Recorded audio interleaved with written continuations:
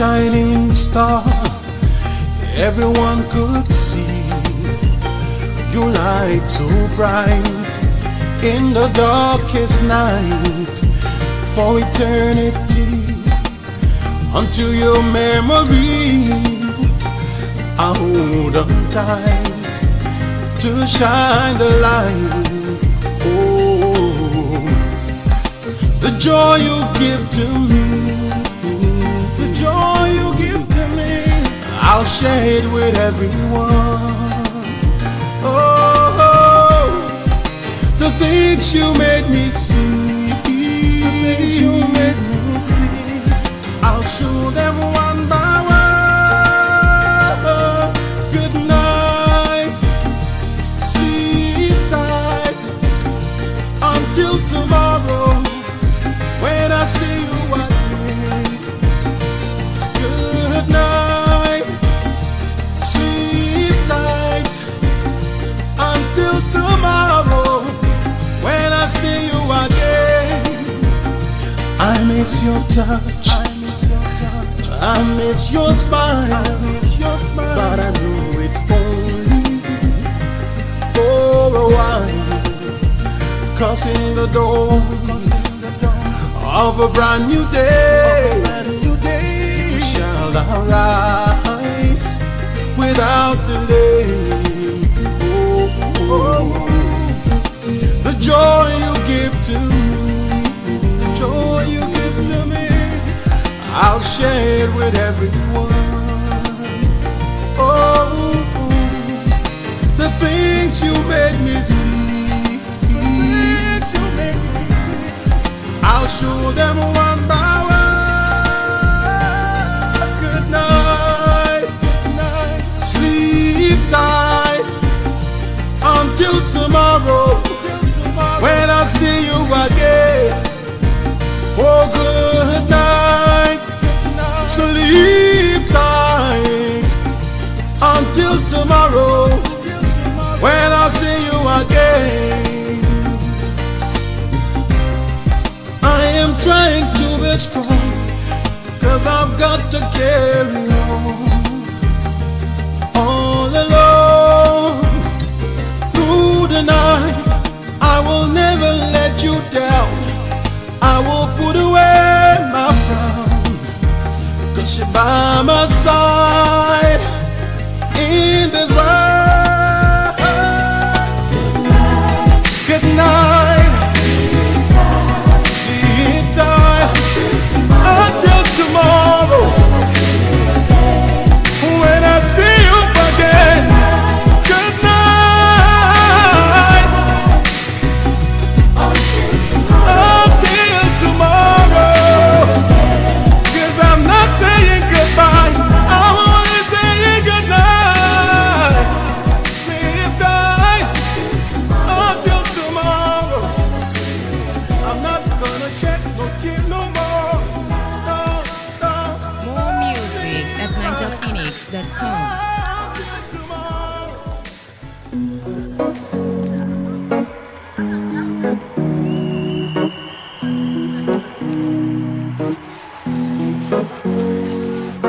Here's to the ones that we got.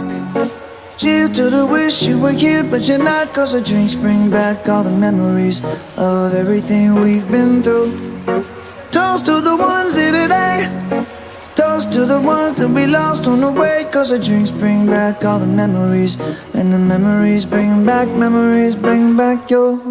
There's a time that I remember when I did not know no pain, when I believed in forever, everything would stay the same. Now my heart feel like December when somebody say your name. 'Cause I can't reach out to call you, but I know I will one day. Yeah. Everybody hurts sometimes, everybody hurts someday. Yeah, yeah. But everything gon' be alright. Gonna raise a glass and say, hey. Here's to the ones that we got. Cheers to the wish you were here, but you're not. 'Cause the drinks bring back all the memories of everything we've been through. Toast to the ones here today. Toast to the ones that we lost on the way. 'Cause the drinks bring back all the memories, and the memories bring back memories.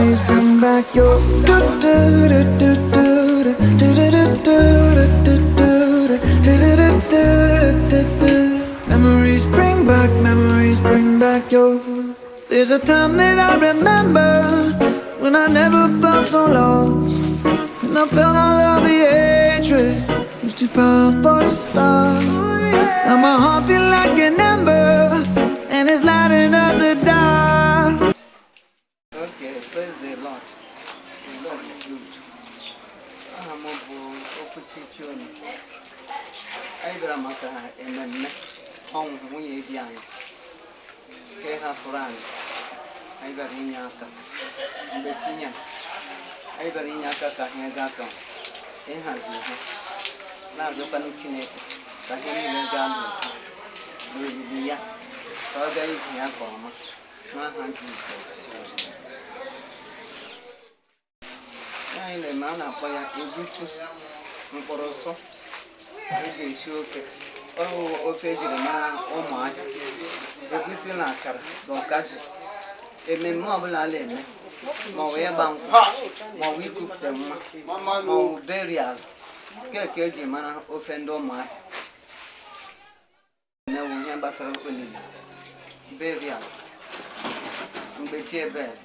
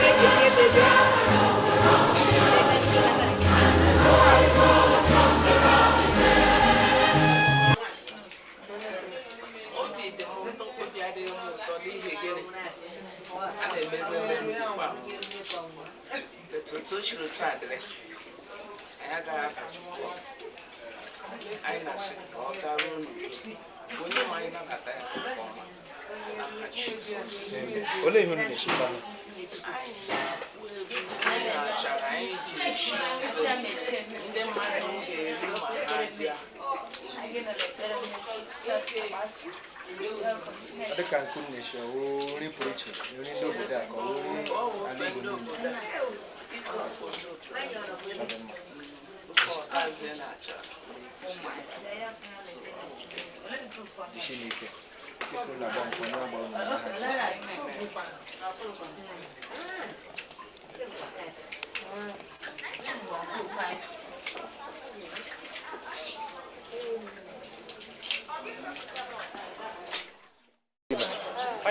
Katro Hanna hai.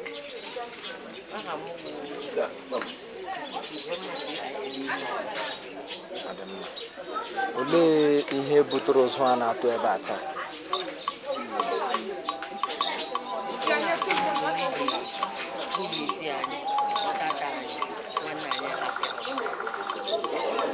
Adamma. Olo to bi digi na ihe a niile na ebe ata.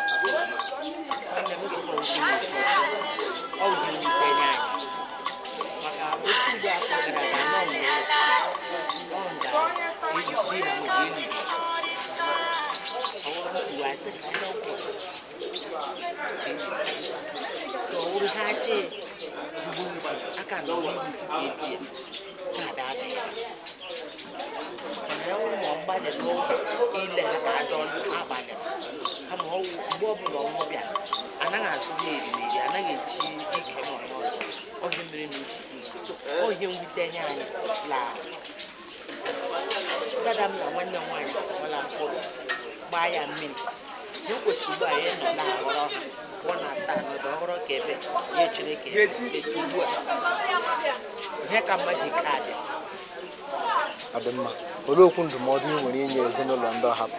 Ọ bụ okwu nkasi obi. Okwu nkasi obi nwere inye wo. Anyị lara amara Chineke n'elu isi. n'ihi ụmụ ya anọchichaghị otu kwesịrị dịka ụmụ nwoke ịlụ nwaanyị ụmụ nwaanyị niile la nga dị ebe nne na nna ka ụwa hapụrụ adịghị anya ka Chineke ghara ịhapụ ka Chineke dọrọ ha nye onwe nke ga-eme mkpa nne na nna dị ha ha gbapụ Jehova ha kpọ ya ọ ga-ezarịra maka ha wee kpere anyị ka Chineke kpuchite ha nọnyere ha nye ha mkparị dị mma dọrọkwa dịka ụmụ nye onwe ma na-arịọkwana ka ha na-eme ihe ọbụla ka ha na-eme ya n'ịhụnanya na maka nne ha na nna ha enweghị izu abịa n'ikpe amakwa gbuo ọrịa ebe ụmụ ha nọ gbuo onye gị bụ ikpere gị na-enwe okwu nkasi obi m na-enye ha makpọ Jehova gị dum ndewo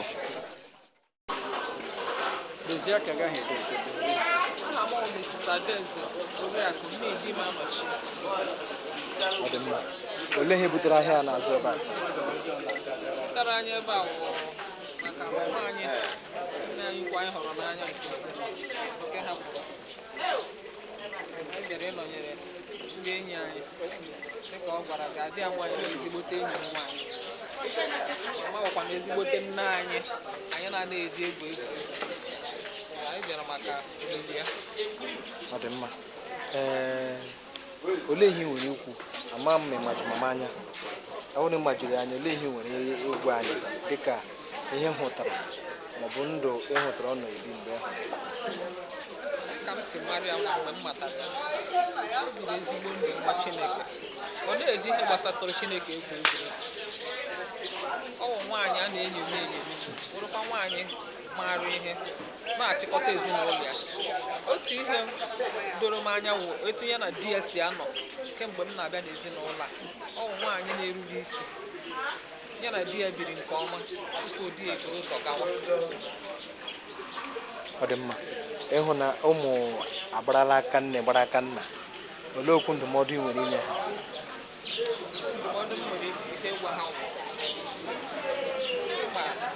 ile anya o nwere ndị nne ha na nna ha na-anwụ mgbe ha dị ntakịrị mana ndị nke a etoola okwu m na-agwakwanụ ha wụ ha legide Chineke maka Chineke si na ya ga-awụ nna nye ndị na-enweghị wụrụ nne nye ndị na-enweghị ha legide Chineke ihere aga eme ha so ha soro nzọụkwụ mama ha na papa ha ga na-aga n'ihu na-ebikwa n'otu nke onwe ha ọnụ dịka ụmụnne ihere aga eme ha.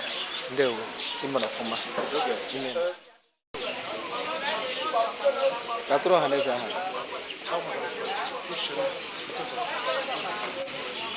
ọ dị mma olee ihe butere ahịa a na-azụ ebe a taa ọ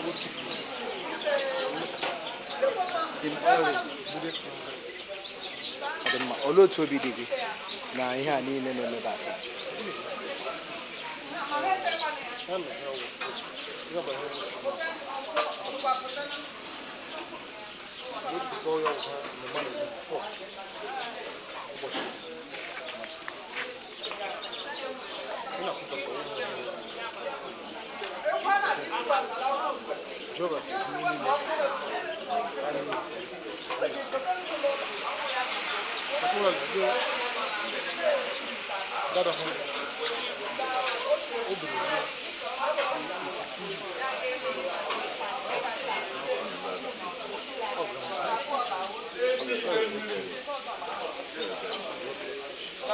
ọ dị mma olee ịhụnanụ ụmụ ya agbarala aka nne gbara aka nna olee okwu ndụmọdụ ị nwere inye ha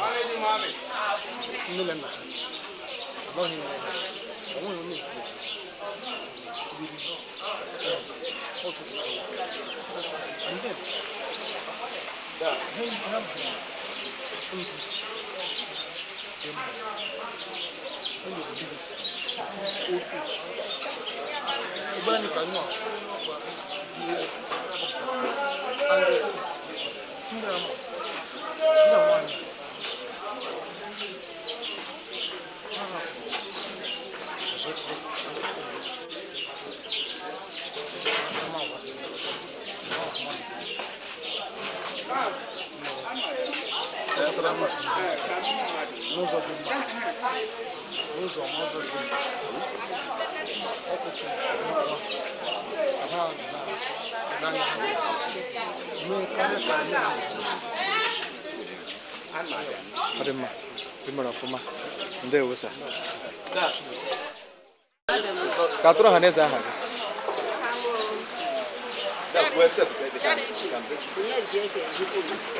ọ dị mma enwere ike ịkwado anyị ihe bulitere ozu a na-atụ ebe a taa nwunye dị ọma m ka a na-eli taa a ga-eli echi. ọ dị mma olee ihe ị nwere ikwu banyere ndụ maọbụ agwa ọnọbụ na-akpa mgbe ọ dị ndụ mụ na ya na-aga onye anaghị aga aghara ibe ọbụghị onye na-aga aghara ibe mụ na ya na-esi chọọchị ihe mitin ebe ọbụla ọ mụ na ya na-esi na ndị kpọta nwaada nne m ya dị alụ ọnwa ya odozi n'ihi ịdị mma mụ na ya na-akpọta nwaada nne ndị ke nọ ihe esekwu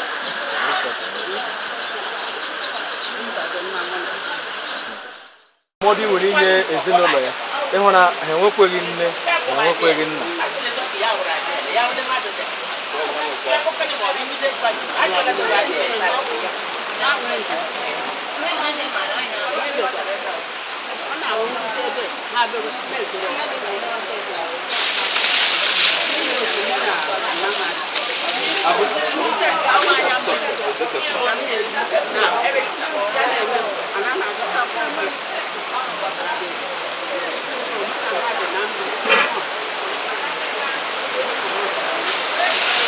Soradi.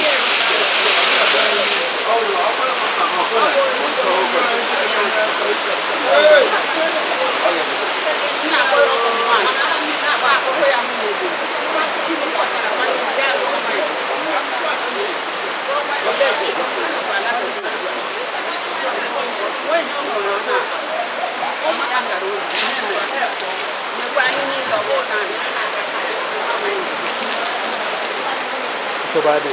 Imena ndewo ma ya gazie.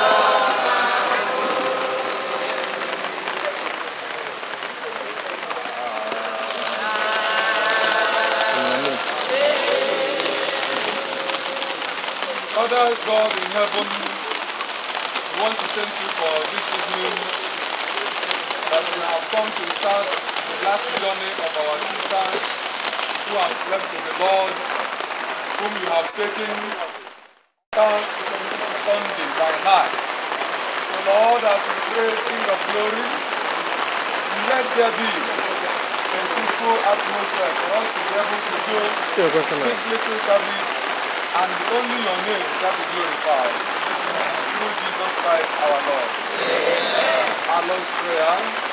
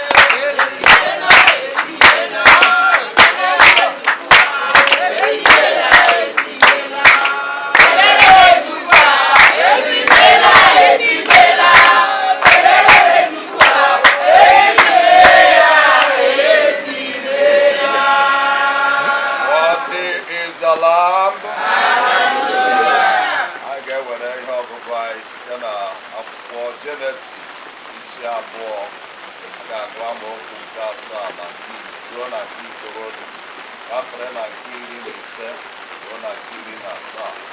Genesis chapter 2, verse 7 to verse 9, then verse 15, verse 7. From verse 7 to 9, then to 15.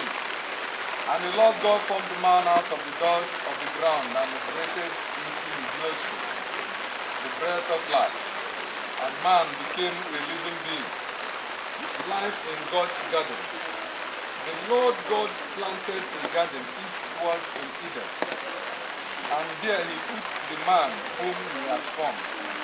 And out of the ground the Lord God made every tree grow that is pleasant to the sight and good for food. The tree of life was also in the midst of the garden, and the tree of the knowledge of good and evil. Verse 15. Then the Lord God took the man and put him in the garden of Eden to tend and keep it.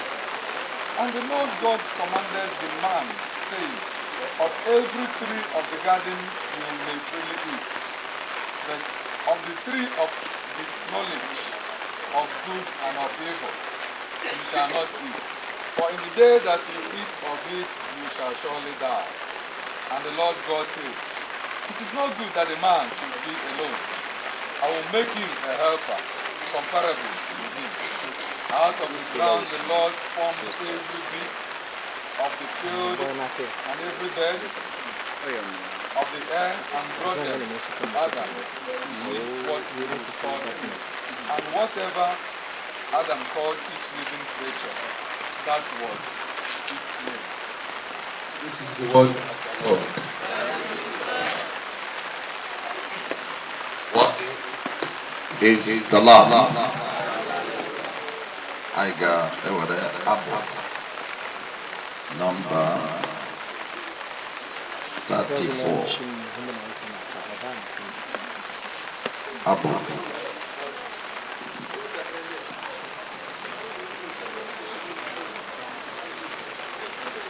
Number 34, number page 6. Nkume Mgbechikwere, where comes Zoro Imegi. Page 6, 34.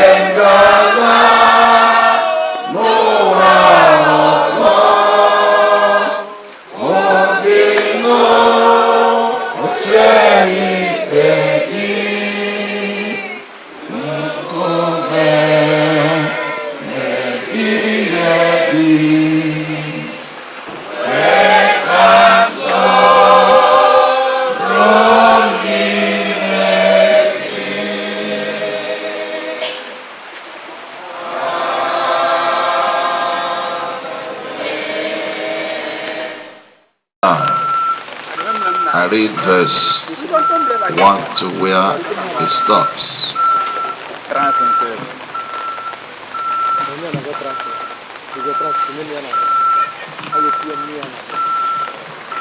I got great as a lesson.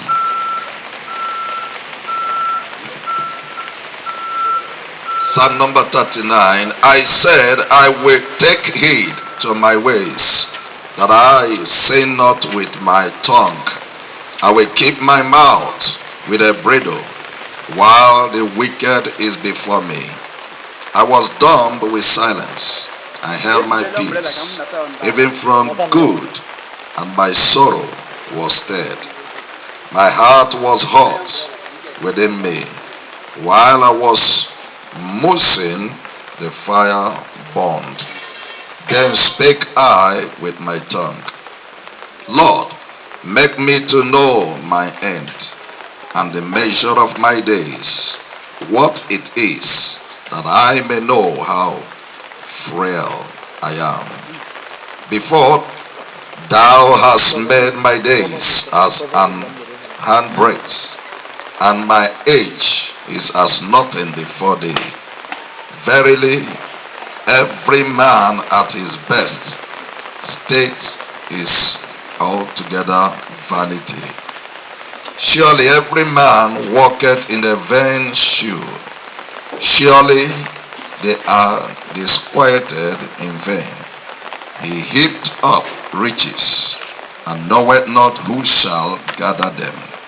And now, Lord, what wait I for?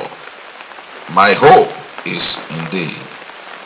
Deliver me from all my transgressions. Make me not the reproach of the foolish. I was dumb, I opened not my mouth, because thou didst it. Remove thy stroke away from me.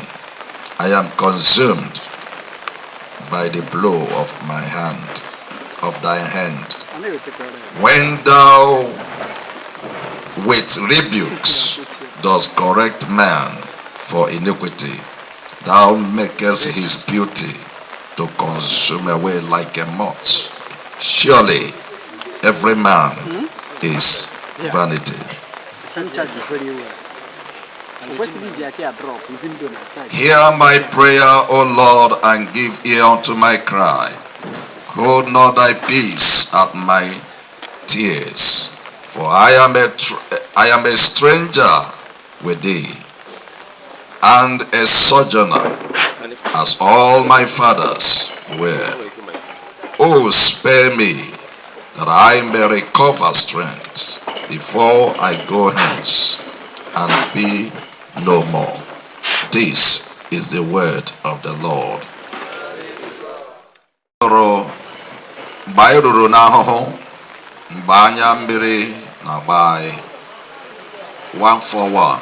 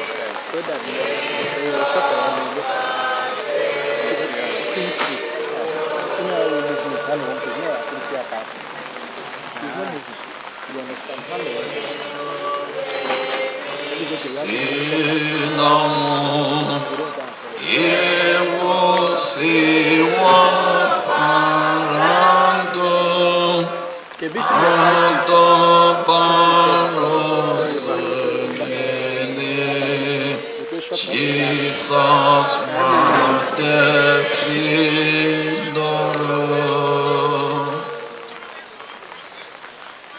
where all be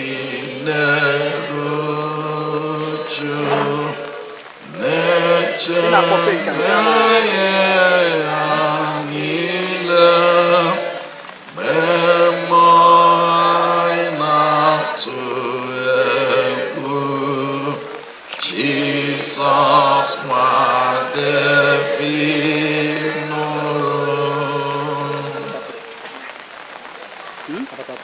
where art thou,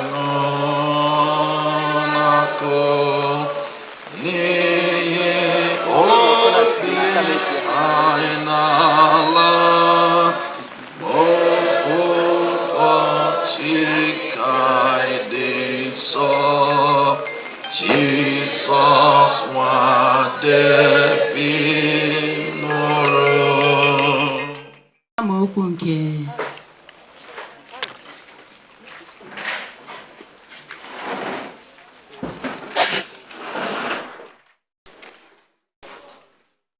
iri abụọ na asatọ.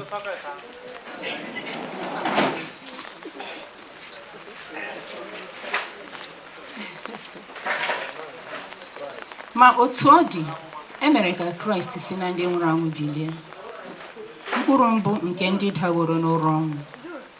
N'ihi na ebe ọnwụ sitere n'aka mmadụ, mbilite n'ọnwụ nke ndị nwụrụ anwụ sitekwara n'aka mmadụ. N'ihi na dịka ọnwụ dịra mmadụ niile n'ime Adam, ọ bụkwa otu a ka a ga-eme ka mmadụ niile ndị dị ndụ n'ime Kraịst ahụ.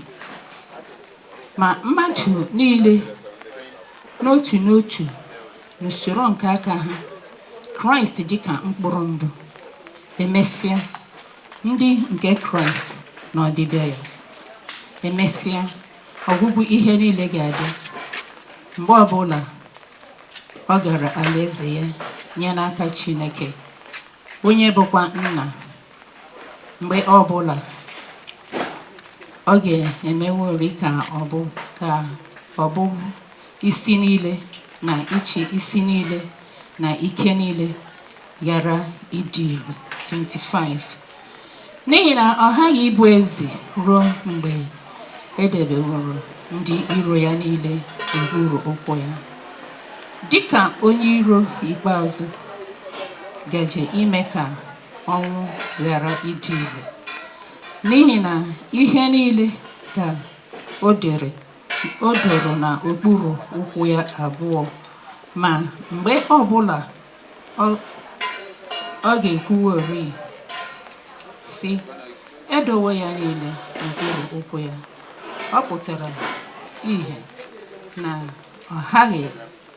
na ọ nọghị ya bụ onye doro ihe niile n'okpuru ụkwụ ya.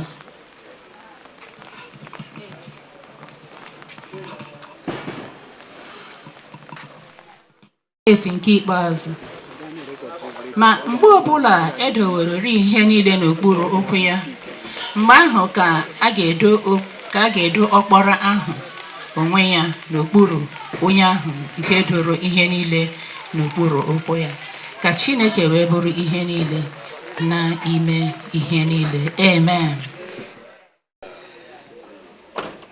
Nzukọ Kraịst abalị uhuruchi a ikwu ihe gbasara na ike nke Chineke, o biri ndụ ya dịka ezigbo nwa Chineke. Ọ bụ onye ukwuru ụka, ọ bụ onye soro ụkpụrụ Methodist Church, na-akpụ ozi ma morning prayer ma ihe niile, na-agachi ike. Mgbe ụfọdụ ọ na-eme ma ahụ adịghị ya, anyị asị na gị sa chọọchị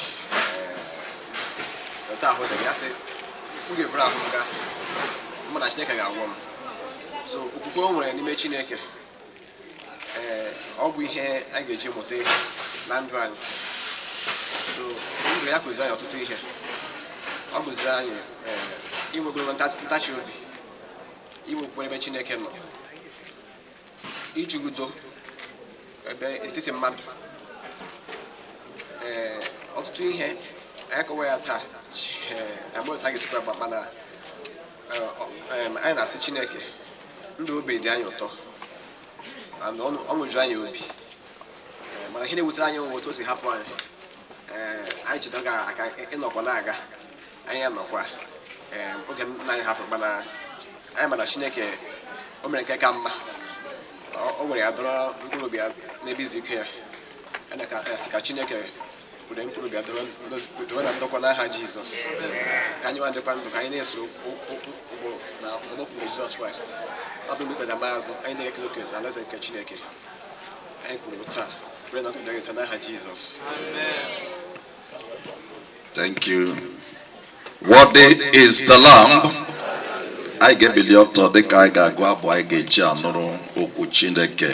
Ọ dị na page 15 nọmba 239 na-agafe dịka kpakpando ụtụtụ. Page 15.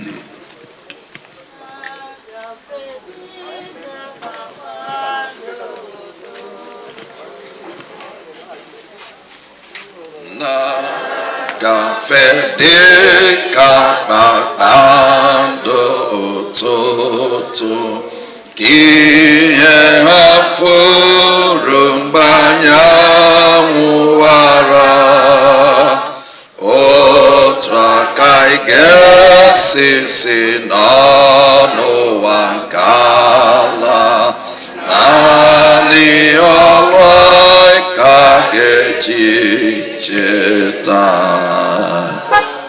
naanị ọlụ naanị ọlụ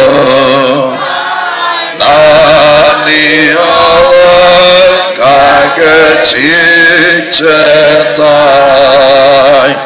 otu aka ị ga-esi si n'ụwa nke ala naanị ọlụ ka ga-eji cheta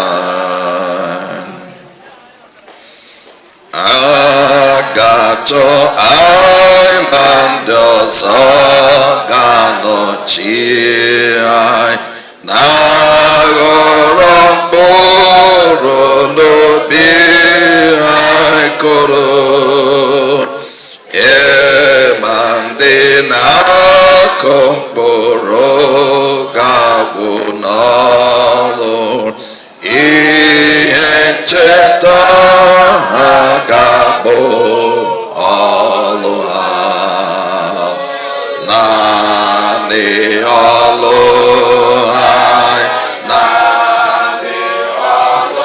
ezi nwanne m naanị ọlụ ha ga-eji cheta anyị otu aka anyị ga-esi si n'ọlụ nke ala naanị n'ọlụ anyị ka ga-eji cheta anyị. Igwe bụ obodo dị mma achọrọ m ịnụ gị ka ị kụọ aka just debe akwụkwọ gị ahụ aha eluigwe bụ ebe bụ nsọ mma ọ bụ eluigwe eluigwe onye mmehie agaghị aba n'ime ya eluigwe bụ obodo bụ mma eluigwe ọ bụ eluigwe onye mmehie agaghị aba n'ime. Why is it that mgbe punishment na-ebido ewee bido punishment from the woman enye nke nwoke enye nke nwanyị Chineke asịghị if n'ihi na ị maghị you are excused. That is this message for you. There is no excuse for any man. Akụziere anyị nke a na Baịbụl ihe dere anyị na Baịbụl bụ aṅụbiga na mmanya oke iwe na-aṅụ ịghọta ịdachi eze danye na gota. Let me tell you medere na Baịbụl ma edeghị ya iwu ahụ emela gịnị enyere ya and ịdaa ya ị ga-eme gịnị ị ga-akwụ ụgwọ ya. St. Paul wee na-ezi ozi ọma nke ya Galatians chapter 5. Look at what he said. ya bịasị gị ma mkpụrụ nke anụ ahụ megene bụ nke a, ya na-agụ ya gụchaa ya bịa na mgbada ya si adị ama ma ihe yiri gịnị ihe ndị a. Let me tell you, ihe ọbụla i mere dịka ihe ọjọọ ka o mere gịnị ka ọ bụ.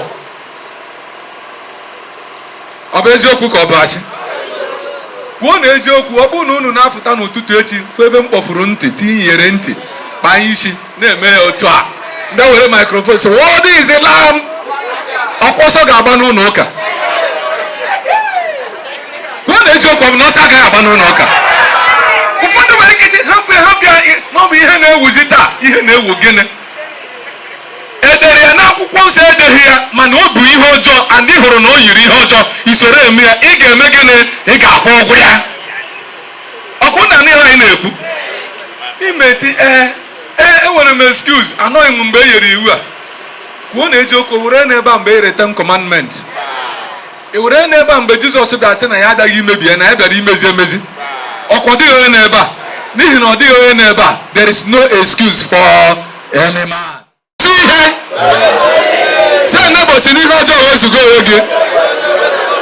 Sị nebo si n'arụrụ ala wepụ aka. Ọ bụrụ na nebo nụrụ ya si amen. Ndị nọ na kichin nọ na n'ihe anyị na-ekwu. Ọ dịghị onye ga-asị na ya no excuse. Amaghị mgbe e nyere gị iwu. Onye abụ ọma wee chọọ ide nke ya sị, oh Lord, teach me to number my days. Ka m na-agụkọ ụbọchị m ọnụ ka m mara mgbe ihe a na-ezu. Ka m bụrụ eziokwu, any day ị adịrị 1 ị na-aghọrị. Ihe ga na-aghọrị bụ na ị minus ọla gịnị 1 from nke fọrọ afọ. Ọ bụrụ na ọ fọrọ 10, ị adị ọzọ, gịnị ka ị mere? Ị adị another one, gịnị ka ị mere? Ị na-minus the 10 na-agbago. Happy birthday to ị na-agụrụ isi a na-egbu gị na ị na-adị, ị na-anakwa ana. Ọkwụ na ihe m na-ekwu, ọkwụ ụzọ ụla ka ị were gịnị ka ị so a na-akụrụ gị egwu, ị na-ebe gịnị, ị na-aṅụrị na Chineke, thank you, I am already on my way going. Excuse adịa. Look at your neighbor, say an excuse adịghịkwa ya. Ịrụ arụrụ ala ehu ya n'iru kpọtọkpọtọ, ime ezi ihe ị nata ụgbọala. Ewere n'ebe a na-anụ ihe m na-ekwu. There is no excuse for any man to perpetrate evil. Vanity upon vanity, all is what? Vanity. Ebe ọ bụ na ihe niile bụ vanity, within this little time mụ na gị were, ihe kwesịrị ka anyị mebụ find a little way to make sure na gị na mmadụ ibe gị mere gịnị mere n'udo. Ọ dị ihe m na-ayọ some people mgbe anyị na-akpa nkata today, sị ọ bụrụ na ọ ga-ekwu ime ka anyị hapụ ihe niile tara n'abalị ka o mee gịnị. Agwa gị eziokwu, ọ dịghị adịkwa izi. Ọ dịghị adị izi mgbe e nwere onye na-arụghị na ọnụ tụọ gị, ọfụọ gị ọnụ, ọ taa gị ka o mee gị nke a. Ọ bụrụkwa ihe na-eme n'ụmụ ụda mere n'ihu gịnị. Ịga nụ ka m ji gị wee mee gịnị, wee pepe supu bita gị dịka ọ kpụrụ, sụọ gị asụ tọọ nọ gị dịka ọgbọnọ. Hey brother, hey brother, ị na-ekwe m n'aka aka gị ọ ga na-apụta. Ka m gwa gị eziokwu, ọ bụrụ na ịhụ m n'oge ibe gịnị ịtụgharịa dị ọda saịdị ebe gịnị na-agụ ihe dere na wọlụ na-agafe. Ọ na-adị izi, mana ụzọ chọrọ ọ bụrụ na ọ ga-ekwe gị ime ịbụ na onye ahụ na-achọghị gị ndụ, onye ahụ na-achọ gị ọnwụ, ọ bụrụ na ịkpụrụ ihe ọma ị ga-emeri eme gịnị mere ya ihe ọma. They will attend to you. Onye nwanyị nọnyere unu. Truthforest.com.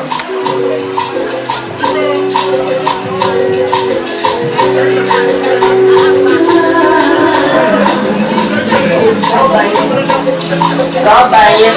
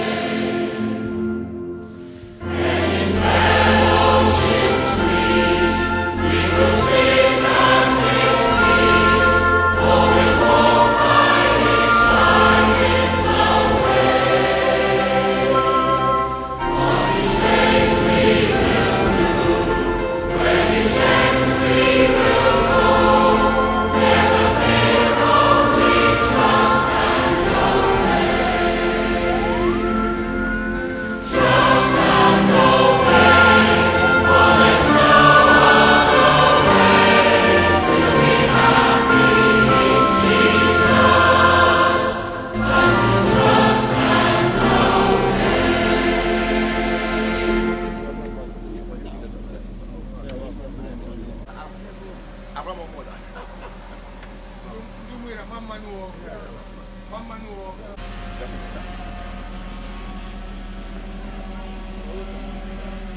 one. What money I no. Put it there. What's it like?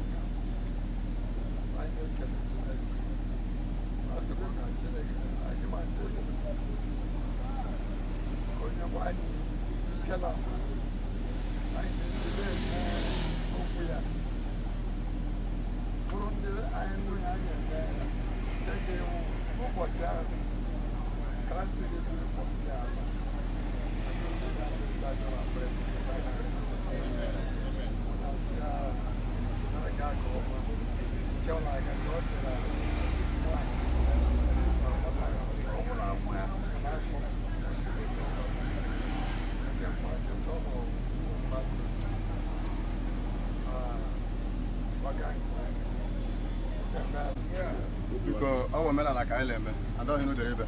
At least my want to carry one which I am the money and one ever. Only show more love you.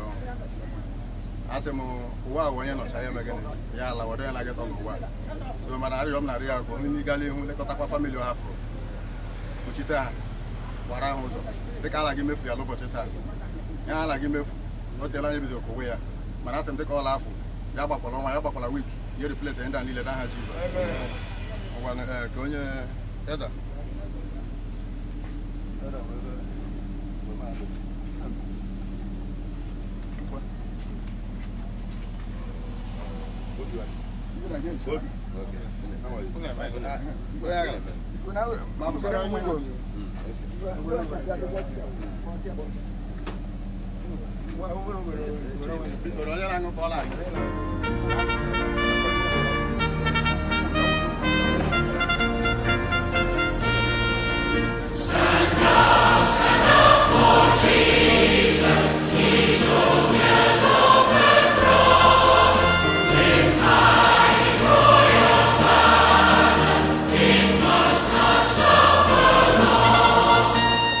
Victory unto victory, his army we shall lead.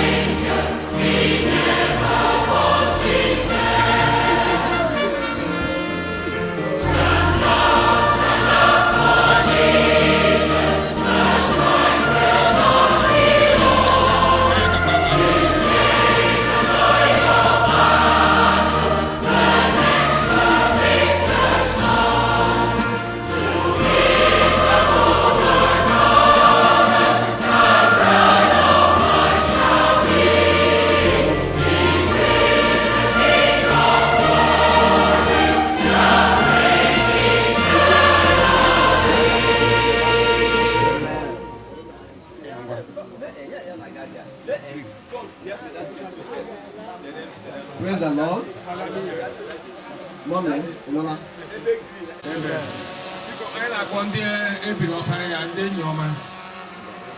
Okay. Ugo.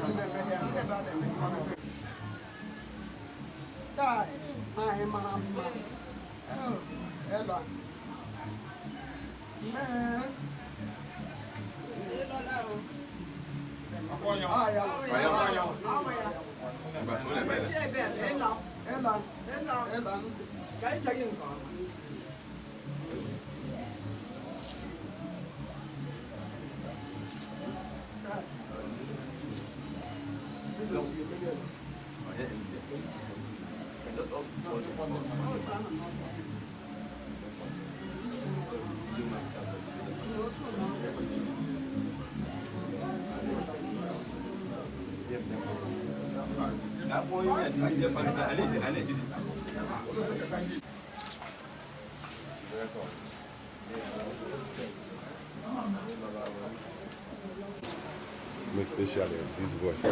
God, I'm gonna capture him.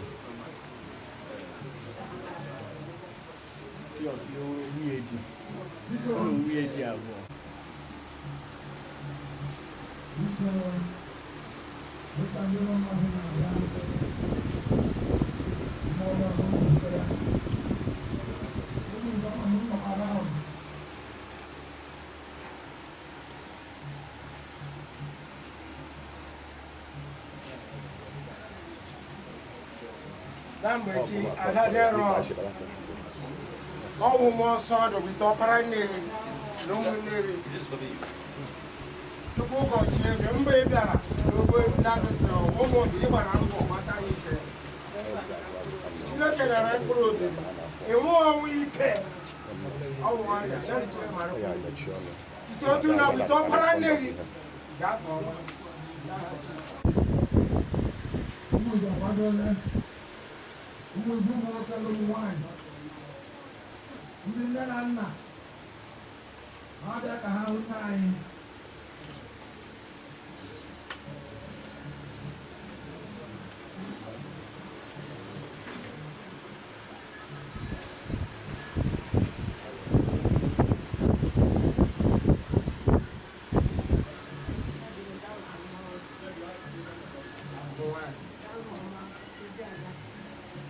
This came respect us. Vet, all you and your doing. Mama, my jeep will land over land.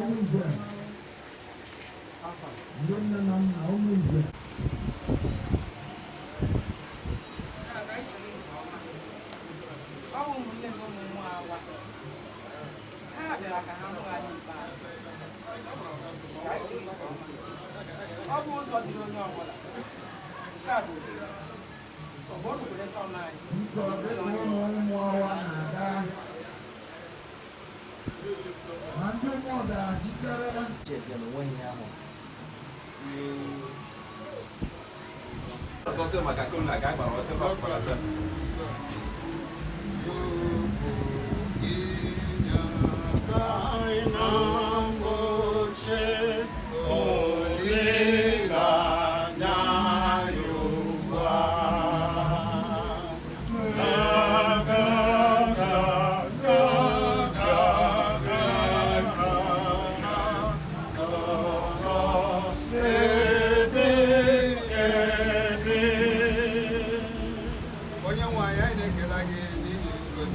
mama ori nwaanyị Sister Hanna Nwosu papa anyị na-ewere ya nyefee gị n'aka dịka anyị na ya na-aga ike okwu ezumike ya ka ị nọnyere anyị ihe niile nke anyị ga-eme n'ụbọchị taa amata nna adịghị ka nna adịghị were ọnọdụ n'ihe niile ka mgbe ihe niile ga-agacha naanị ya ka anyị ga-enye otuto papa anyị na-ewere otuto nke anyị na-aga ime nyefee gị n'aka na-asị gị were ọnụ ka aha bụrụ ihe site na Jizọs Kraịst onye nwe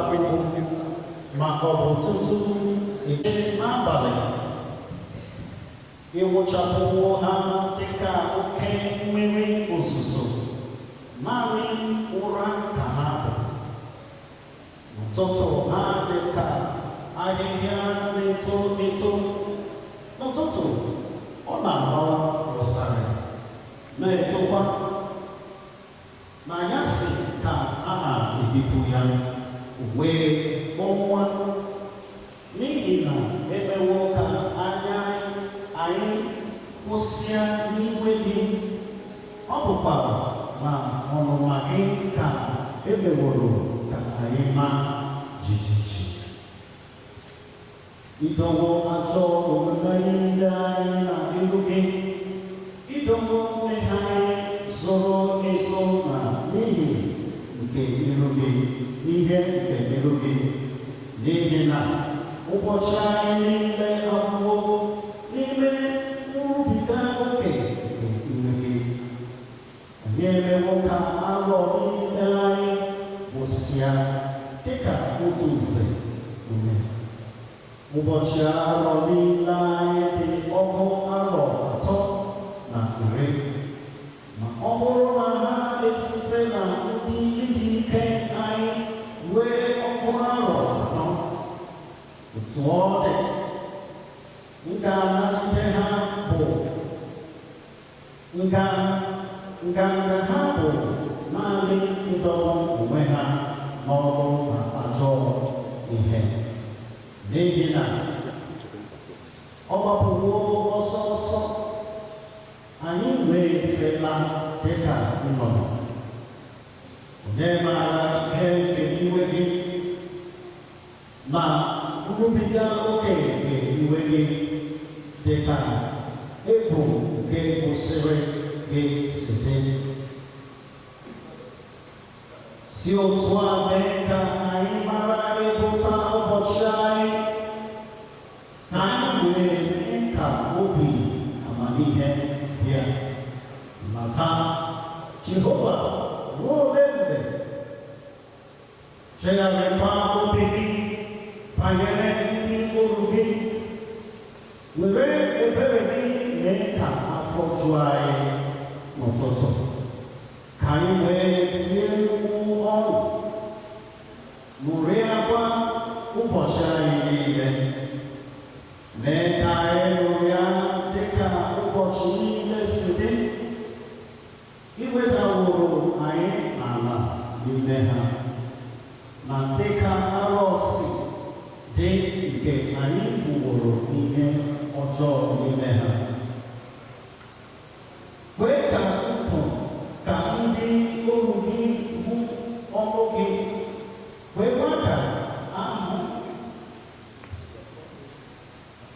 hallelujah verse 16 kwee ka ndị oru gị hụ ọnụ gị kwekwa ka ahụ ime ịma mma gị na ahụ mma ụmụ ha 17 ebe anyị ga-akwụsị ka ịdị otu nke Onyenwe anyị bụ Chineke anyị dakwasị anyị gị meekwa ka ọrụ aka anyị guzosie ike na arụ anyị ọrụ aka anyị mee ka o guzosie ike ka ọ bụ Chineke anyị ga-aga n'iru dịka anyị na-abụ abụ nọmba 34 on Igbo Hebrew, then on Methodist 498 at page 6 of our program. Guide me also. Guide me the Kurunkwani. Nkume Benine. Let's stand up. Nkume Benine. Where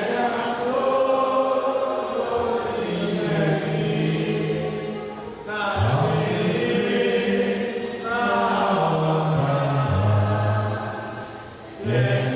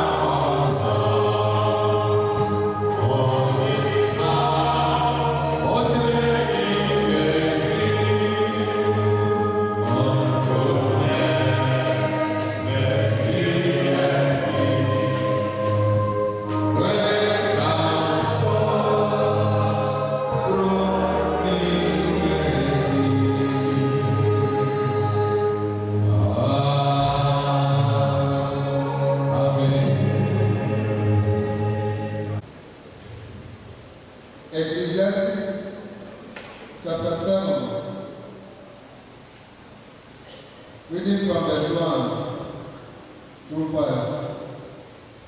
A good name is better than fine alone, and the day of death better than the day of death. It is better to go to the house of mourning than to go to the house of feasting. For death is the destiny of every man. The living should take this to heart. Sorrow is better than laughter, because a sad face is good for the heart. The heart of the wise is in the house of mourning, but the heart of the fool is in the house of pleasure. It is better to heed a wise man's rebuke than to listen to the song of fools. Here ends the reading.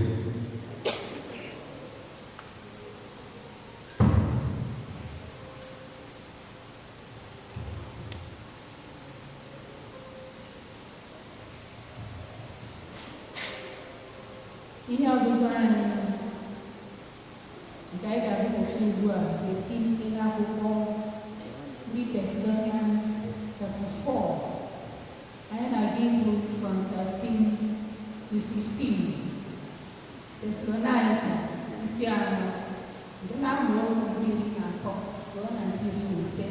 Ọ na-asị otu a: ma anyị achọghị ka unu ghara ịmara ihe banyere dị na ọrụ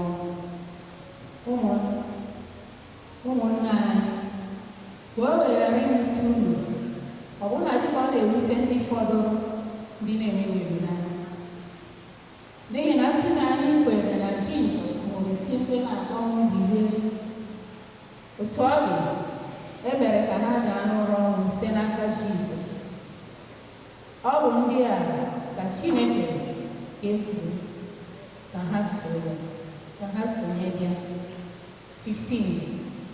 N'ihi na nke a ka anyị na-agwa unu n'okwu onye nwe anyị, na anyị onwe anyị bụ ndị nọ na ndụ, ndị a na-arapụ ruo ọbịbịa nke onye nwe anyị, na anyị agaghị eduru ndị gara n'ụra ọnwụ ụzọ ma ọlị. Ebe a ka ọ kwụsịrị. Ka onye nwe anyị bụ otuto n'aha Jizọs. Praise the Lord. Malite na amaokwu nke mbụ ruo na nke isii, gafee na nke iri na asaa. Mgbe ị na-agụ okwu Chineke, ka ọ gọzie mkpụrụ obi gị n'aha Jizọs. Ka obi unu ghara ịlụ mmiri, kwerekwa na Chineke, kwerekwa na mụ. Ụlọ nna m ọtụtụ ebe obibi dị, ọ bụrụ na ọ bụ otu a, m ga-agwa ọhụrụ n'ihi na ana m edoziri unu ebe. Ọ bụrụkwa na m aga edoziri unu ebe, ga-ekele ihe ọzọ. M ga-anarakwa unu nye onwe m. Unu onwe unu ịnọkwa n'ebe onwe m nọ, ebe onwe m na-ala ụnụ matara ụzọ ya. Tọmọs ya onye nwanyị anyị amata ebe ị na-ala, anyị si ara amata ụzọ ya. Jizọs ya onwe m ụzọ eziokwu na ndụ, ọ dị onye ọbụla na-abịakwute nna m ma ọ bụ site na udo ka m na-arapụrụ unu, udo nke m ga-enye unu, ọ bụghị dị ka ụwa na-enye ka m onwe m na-enye unu. Ka obi unu ghara ịlụ mmiri, ka ọ ghara ịkwa anyị ịtụ ụtọ. Ka anyị kwụrụ n'ụkwụ anyị isi okwukwe anyị ike. Mgbe anyị na-akwụrụ n'ụkwụ anyị, biko ka anyị kwụrụ n'ụkwụ anyị isi okwukwe anyị ike. Kedu ihe anyị kwere? Talk about our mommy, the family. Oge gbaa gbasara mommy anyị nke gbara sọkọrọ ụbọchị taa. Biography. Madam Hanna, Nwosu. This is Hanna, Mgbechikwere, Nwosu, born on February 22 to May 1942 to the family of Hanna and then Father Abelo, where we grew up, among other siblings of whom two are his, remaining with elder for the house of the DC Hero. Mommy often refers to her of HM, only refers to my friends and colleagues. So I have my education, I think, was last year as I was at the day school. So, in fact, my father was very well Then completed her primary education at Emmanuel School, Ayarago, in area. Subsequently, she proceeded to modern school to be in 1933 for secondary education. As a professional of secondary education, proceeded to teacher training college in Isioko in Rivers State. By 1960, she was categorized as grade 2 teacher. They are said to be a five-time independent teacher because of the Nigerian independence in that year. Started her teaching career for the African mission and art school, more of St. Mark Ghanaian and Mark. And then St. Mark school, city of Bakalonga. She taught the school as long as an example, even though very happy and until she died. Very stressed at the federal process in 1994. After retired from North Dial, a number of volume further schools were actually stopped by extra to private schools. This year, until she married in 2006 after a long teaching career. A married life, she married Dr. Nakalete was in the year 1968. Before she flew to the long haul to independent last year, the daughter of God, the great children. Based on that, the 10 nights of advancing 7 children, 2 months of fighting on them to carry the mantle. All was a system of law, testifying, testified, care and expressed both many years and environment. And in just life, one was passionate to go back and used to say that taking care of preparing the use of spiritual union as an encouragement. The culture of St. James Church was an active member of the fellowship and the secretary of the church group 5. Particularly group, even with her health for telling her she still wishes for the to go on. She was also a member of the morning prayer. Indescribable void. She was my last surviving sibling, and her passing has left me standing alone in a world that feels ashamed without her gentle presence. But even in my grief, I take comfort in knowing that she is now resting from the thought, free from pain, from sorrow, and embraced by eternal peace. Rest well, my dear sister, in the loving arms of our Creator. Your legacy of love, kindness, and faith will live in our hearts until we meet again. May your soul find rest. Ever in my heart, that ever. Praise the Lord.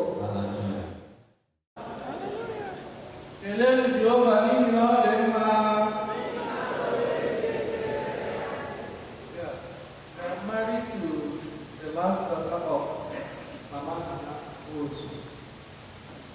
She's a very good woman, a woman of excellence, a woman of wisdom, a woman of courage. When she met me, she loved me ravishingly. She gave me all the necessary support. She is a counselor. She makes sure that I'm very okay, and she makes sure that everything is in order. She is a woman of peace. She is a woman of honor. I used to see her pick different kinds of people. Putting smiles on people's face is just part of her system. I've just read through all the brief biography that all the children wrote on her behalf. When you get on page 23, my wife put it this way that she would have lived longer to enjoy her all-round fruitfulness and the unlimited advancement she made during her lifetime. And when I read through others, they keep reminding me the same thing which I have witnessed. I have been a witness. She used to feed people, different kinds of people. Every time you see her, she is smiling. She is smiling. She enjoys helping others. You know, when that time came, on that fateful day that she was about joining her ancestors, my wife told me that she had made every necessary arrangements for her to be taken to FMC for a proper medical attention. So when she called me, that they were not forthcoming when she had called her elder brother, Nwosu. She has called the elder brother that they should make every necessary arrangement to bring her to the hospital. Nwosu said that he should come home. And she told me that she went to buy some drugs to take care of her mother. got pregnant. So when she called me, I told her to go home. There is no need.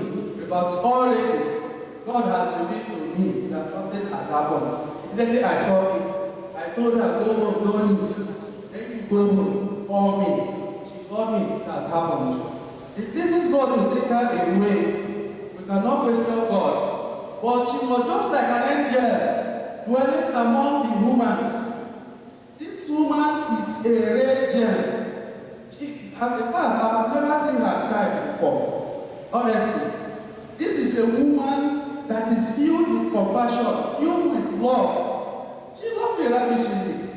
It was just like a resonance. The body was vibrating at its own natural frequency as a result of the impulse received from some other body from the system and will make another body to begin to vibrate. That was the kind of love she gave to me. She gave me all the necessary support. No wonder that the husband loved him ravishingly. The husband poured all his love on her. That was why immediately the husband left and the war turned around. She could not survive it. Because it was a very short period of time. It was not up to 1 day and she left. And we say that at the resurrection day, that she will say, death, where is thy sting?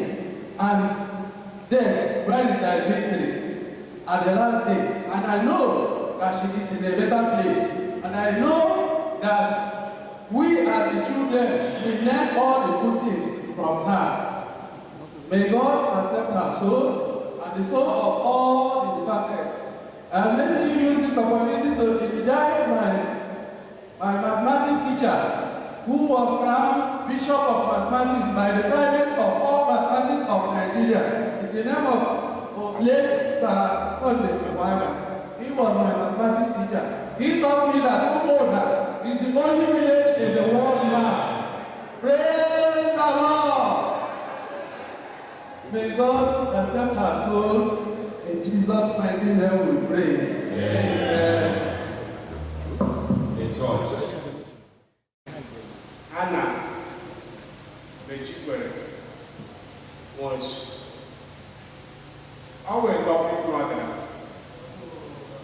Even the church here on Aga, I hope they are in what. Whenever you see her, she will be smiling, cherishing you, giving you all the words to show that she appreciates you. Why? I'm a family, the reverend of Father. Our one, I'm a brother. I didn't know Johnny is their father. Always a member of this Methodist church, St. James. And I actually na here of an enemy. Other thing you know, about you, here again in the Seal God Church. Okay, many me get in church. Young you will be one guy. Our loving mother. Our loving mother. What will they get to the so? They got Hanna. Always go on. All my hand there. All my talk, much there. On an attract, come on, and as is no lawyer, then there are my woman, which is a carry and problem. In the other, I don't answer the 100%. Ndị ọjọọ hapụ ya, set it aside, and leave on the life. God bless you. In Jesus' name.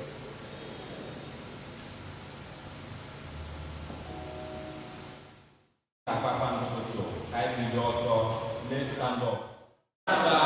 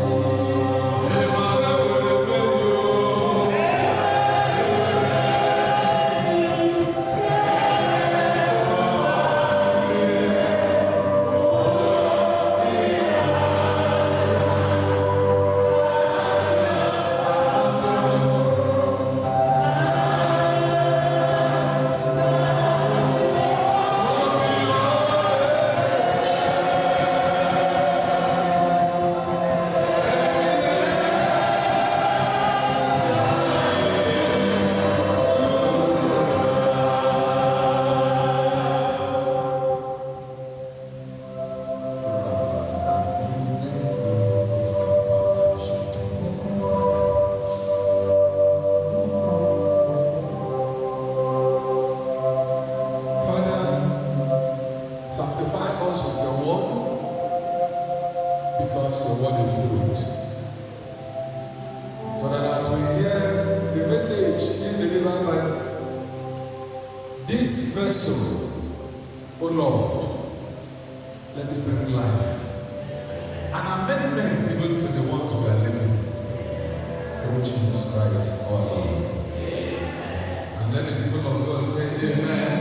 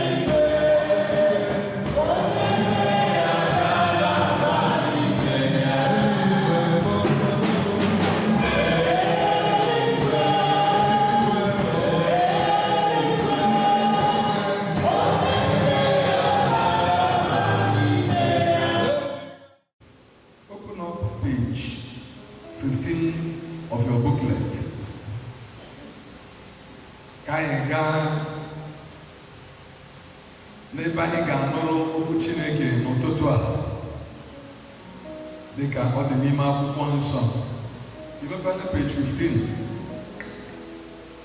Social life, second paragraph. Mmadụ niile soro m gụọ ya. O bidoro with she is profoundly admired by her friends. But 1, 2, 3 go. She is profoundly admired by her friends because of her humility, cheerfulness, and candor, both in the church and community. Onye dị ndụ enwere ihe nụrụ anyị gụrụ kịta.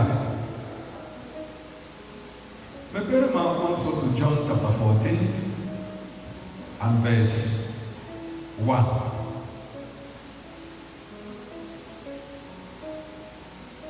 Asị m obi m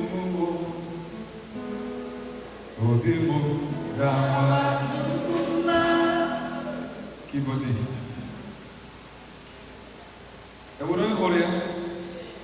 Verse 1, it does a place Toroka. I did even have a John. Otu Yozakapa as Psalm 90. I did I am up also. Verse 1 from congregation. Imagine what I did the Bible a day burial. On a body the Bible, the Bible verse 1. Who even more people read.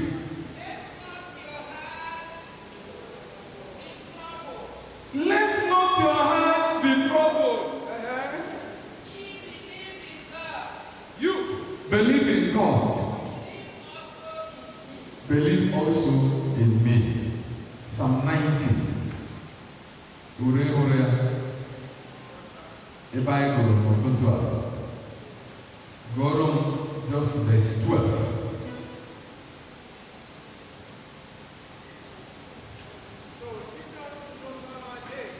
So teach us to number our days,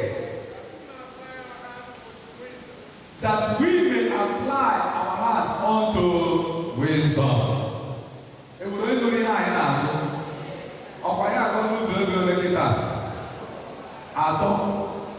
go to get the I go to get then a Bible goes on out. That's good. The kind of let me one thing here. See, you this is built on a community. How are you living your life in the community here? I have often go against me to the bourgeois and know you go. In your life, what people will talk to your neighbor, say, will let the marriage. Then, when I'm here, the Hanna, because on a bomb to put some man either. Can you hear me? Okono number 1. Onoboya. Okunuka number 2. Okay, Hanna church. Hanna na yard. Of a truth, look at the neighbor. Remind them of that. Also, mama is a woman of humility, cheerfulness, and candor. Go and read those things. I'm not one I will get the copy that tell me he had to qualify mama. I call what to mama. But they go follow you. Have a parama ordinarily. Even when the children are not there. Mama is not to mama again, but to all day. Obodo aka mama de una adisho aka na yoko nu biko una ekwezi na ka ebo ndo ko na ato asile no altar especially the eba ayi no na agba na nke bo gene obo yi wetu onye otroburu community onye bu nsogbu ụwa ịpụta edete deri anyị homa anyị apụta ya na asị na onye ya biri eze ndụ na ọ na-ebebi eze ndụ nwanyị apart from Muna never Muna know even where people have said good things about your mother. Okay, you say mother. Oh, my courage. What do you want to say? I am no mother. Que o loya onde será na mamãe na banda com 2-0 no nada. Ida heidi na roto a ayo 2-0. Ega que na aga peu do neba. Somebody shout hallelujah. Do you know why I am pointing this thing out? My message says, let not your heart be troubled. It is only a fool. Onye na-enweghị obi amamihe bụ onye na-apụta n'ụwa ya bụrụ nsogbu dịrị mmadụ ibe ya. Kezo na ihe mmadụ nwere bụ naanị otu nze ume according to the Bible. Onye hụrụ taa, ọkwa m ji microphone. Within another time, here dinner around like this, no more. Nothing. There is nothing we can do to resurrect this woman, except maybe with a special miracle from God that will come down from heaven and say, "Mama, believe." I've seen a miracle like that happen. Upon a time when I'm here, there was way talk or chair, and they were another to Onisha. Can't have okay, what Malina. Everything I never got down. The non also nor also. The Gaga, Gabi, Kiri, at the end of the whole thing, upon a God, then I signed Berube. Berugari and Mortuary attendant was then asked, okay, who I asked me, and the thing I said, don't touch this corpse. Don't even try it. Would they be until after 2 months? Woke up all and come at the end of the whole thing, the one does. Such miracle can happen. And apart from that, let me tell you, you have only one life to live on earth. The life after earth, and the kind of very dangerous. If you do not prepare very well for eternal life, it did not prepare. You know,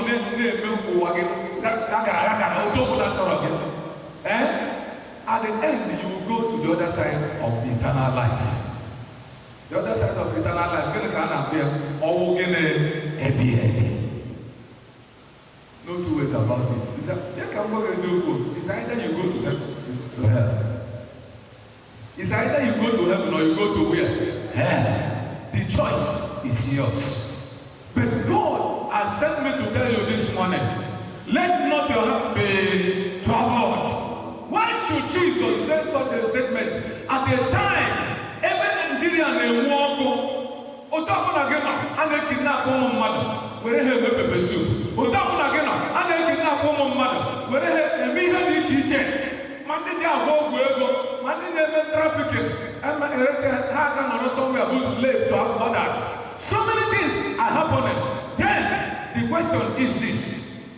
Give Onyena Nolom. How are you preparing for that life after here? ịhapụ ego dị abụda kedu ka eji mara gị amara gị dịka ọbata osu nọmba 1 enwere ndị nọ n'ụmụ ụda so ihe dị ama ha bụ abata n'ebe a na-eme ihe ha bata ha otu ebe gịnị amalite ebe ọ bụla ha nọ ị ga na-anụ wiri ị ga na-anụ sọpụta kedu ihe eji mara gị amara gị dịka onye eziokwu amara dịka onye na-agbado n'okwu ihe kwu okwu ụgha ọ ga-abụ abịa how old are you? I am +1 today mana agba egwu ịma akpa ihe ị na-eme ihe na onye ọbụla a na-agụ happy birthday to you ihe a na-asụ ya bye bye bye bye bye ị na-ala ala each year you are crossing you are doing what? Passing away ị na-anụrị I am plus gịnị ihe a na-eme bụ -1 from nke fọrọ afọ kọrọ ọbụghị ya onye ga-adị 100 years ọba 50 taa ọ fọrọ ole ọfọ 50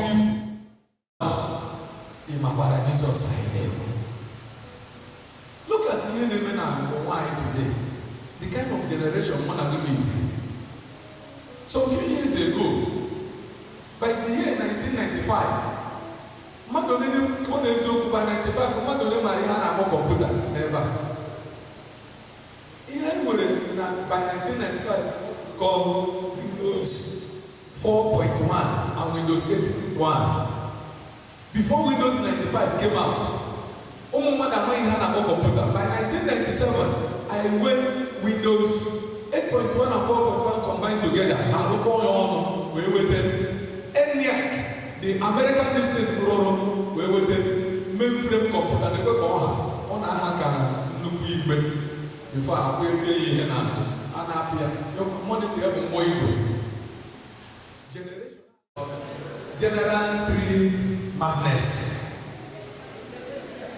ọ bụ n'isoghị onye ọbụla were fonu ya elu ọ bụla iji fonu were ya elu gịnị ka iji n'aka ji gịnị ISM maka onye ji ISM bụ ụfọdụ amaghị ya na-enye gị simple solution after my boy ga-abịa ya ọ ma ihe bụ GSM m ga-enye gị simple answer General Street gịnị Madness n'oge ahụ before you know it enwere onye nwoke n'elu osisi ka ọ na-arị hello ebe ka ị nọ isi na gịnị na-ekwu ana wee ndị ga anyị na Nigeria kwuo n'eziokwu ọ bụrụ na ihe ha na-abafe aka ọkwa anyị niile nyere ya aka ọ na-enye ha aka 12 midnight dị ka mgbe anya gịnị ka ị na-amụrụ anya ịchọrọ ime nke ọ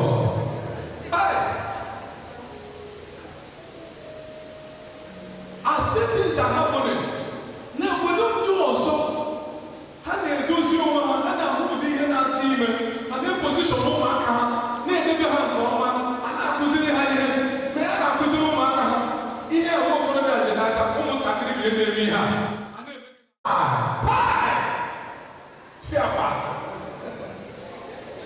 ụmụaka nke ha nọsọ oge na-ele gịnị small pantop n'aka a na-apịa a na-eme otu a ụmụ nke anyị nọ ya ABC taa ụwa nke ahụ ọ gaghị eru anyị aka ọzọ n'aha Jizọs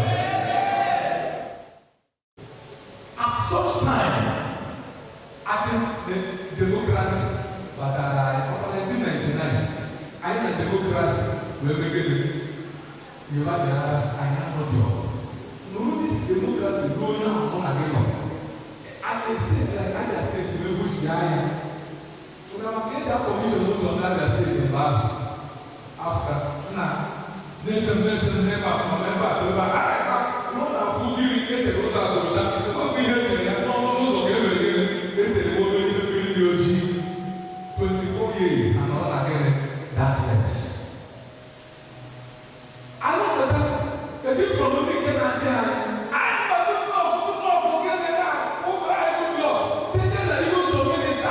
so everything will work with God. No problem. We will go through God. We have a lot of good. Because it's here in Ghana. Okay, man. It's in Nigeria. It's in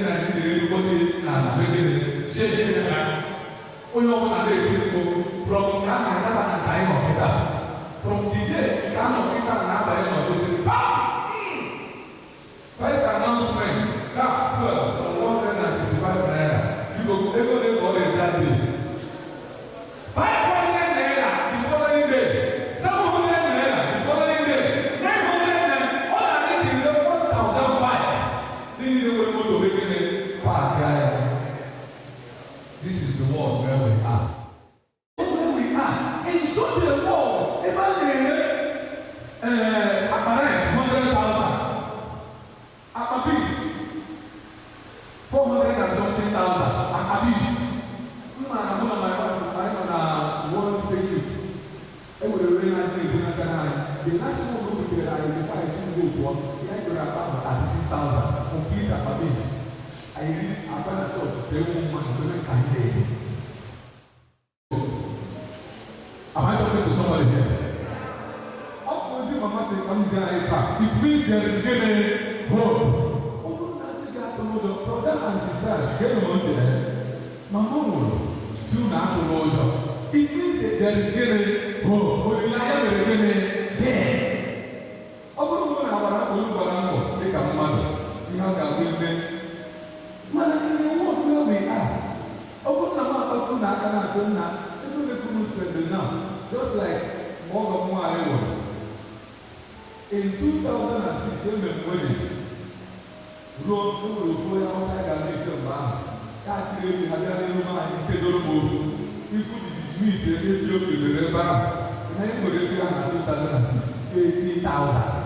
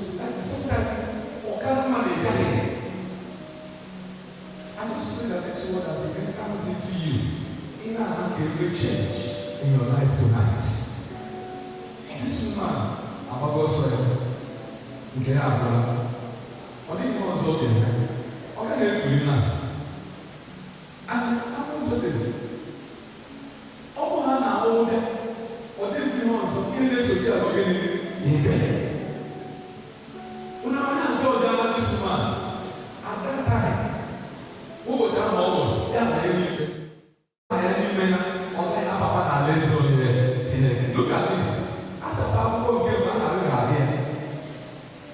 as a very God, I have a something that I need to walk in as you will be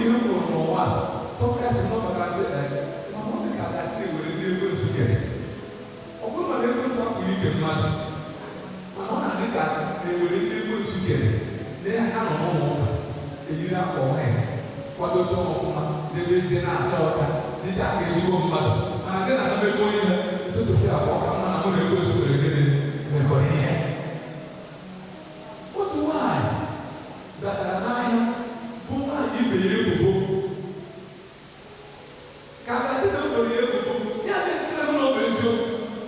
O wee mesị chọpụta na ihe o gboro ya bụ ebubo ndị market masters weti ya ụmụ iwe what you do now is gakwuru nwaanyị a ti a dị sọrọ ọ sị igbo na that I cannot tell somebody again sorry ọ bụ igbo na o zuru oyi.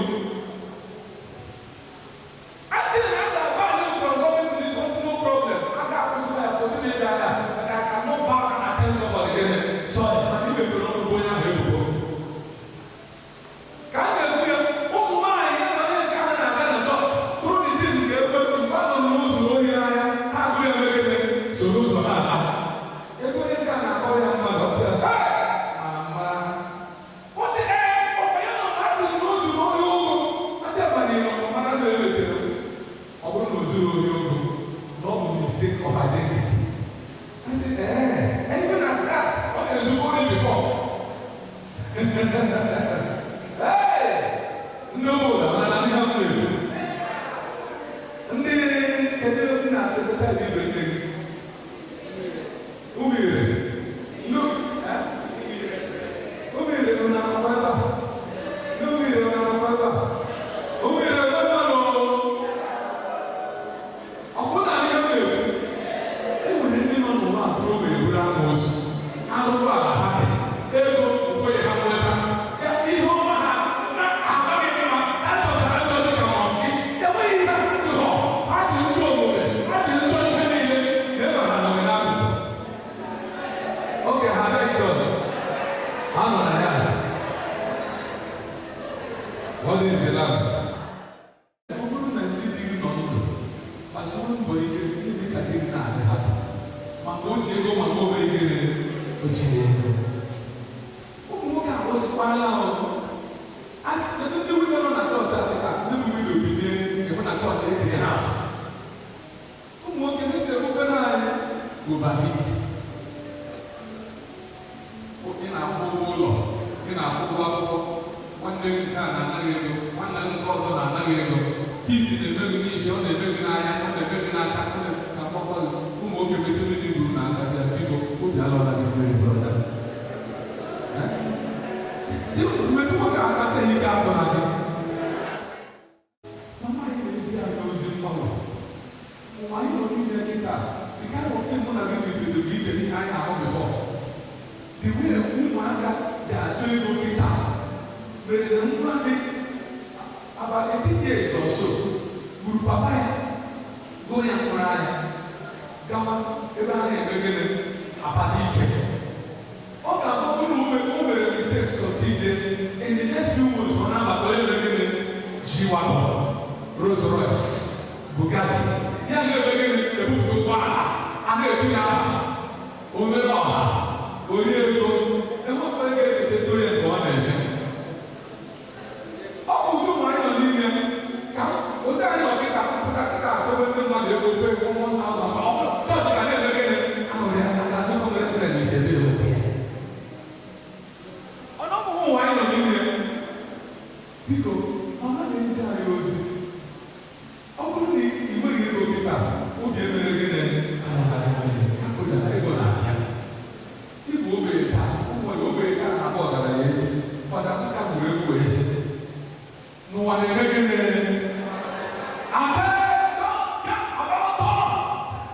ndị bụ ụzọ eme gịnị ndị nọ na asụ eme gịnị okporo ụzọ Chineke ji aka ya kọta ụtọ ọ bụrụ na ihe ahụ nwaanyị eme ntụgharị ịhụ onwe gị na mma taa biko mgbe ị gaje na mmadụ ibe na-eme gịnị enwere oke dị mma ịma na enwere ihe na-eme n'ụwa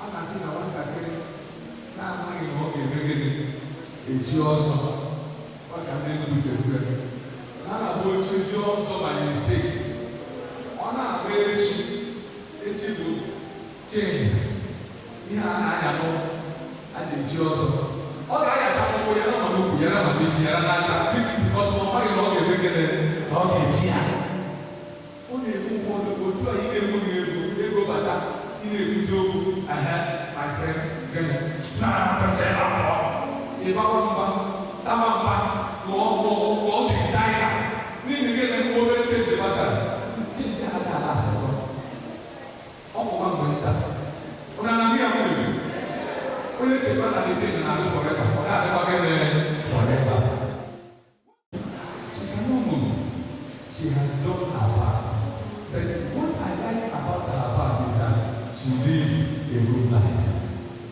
May God help you, especially the children. Come on, and you know, on ahead. Let me happen it's everything. Yeah, I'm a good man. Emulate me. What I come now. Oh, now I know that she can even this way to go down. Mande kota mande obona. Mamudu we biendo. Only on this day and only and I people in especially one sister everyone with the room and my here they say and good children kind of sing about you whatever that I my mama and I had the like of and I'm somewhere in the beginning no working here they say they got their boss in the name of God the Father and of the Son and of the Holy Spirit.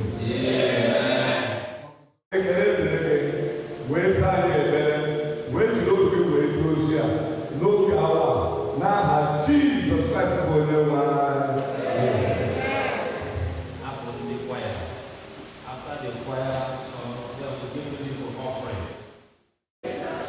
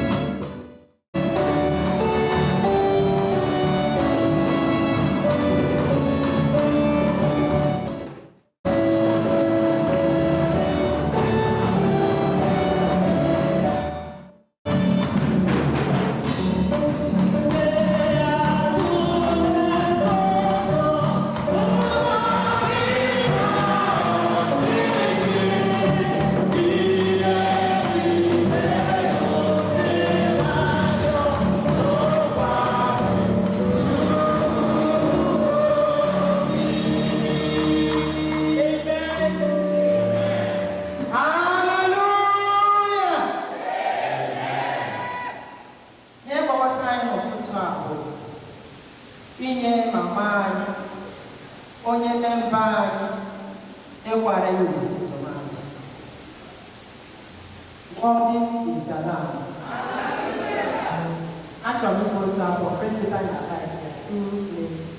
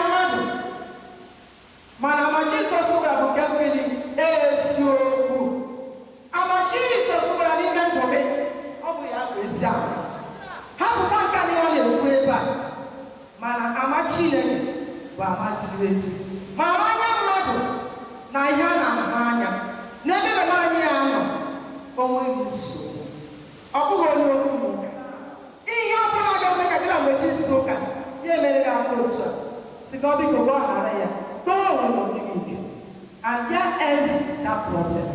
That is this morning for you. Yana voice in order. Mandi woke, Mandi one. Onye Chineke because mama. Sika helo mie ndu nke mama bi na body na ndu.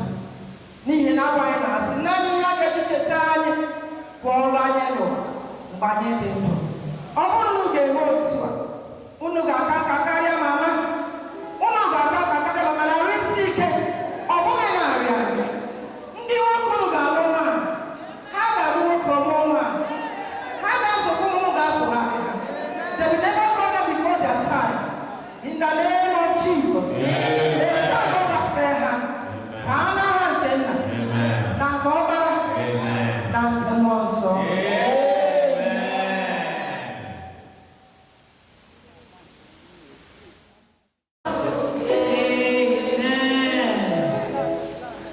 Mgbechikwere dịka ọ bụ nwaanyị na-aba n'uche ya. Ọ bụ n'aha Jizọs.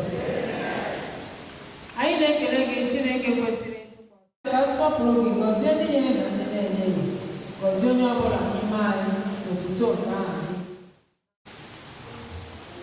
Anyị na-anabata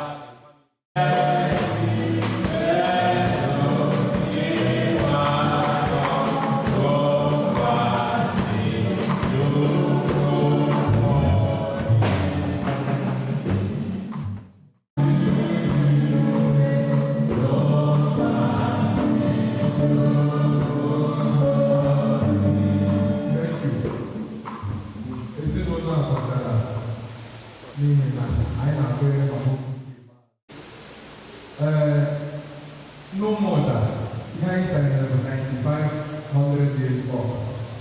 When you read it, I don't know how to hear it. Okay, behind sign. I am here. Mama, these children, you will live above 95. Did I hear you say amen? For God.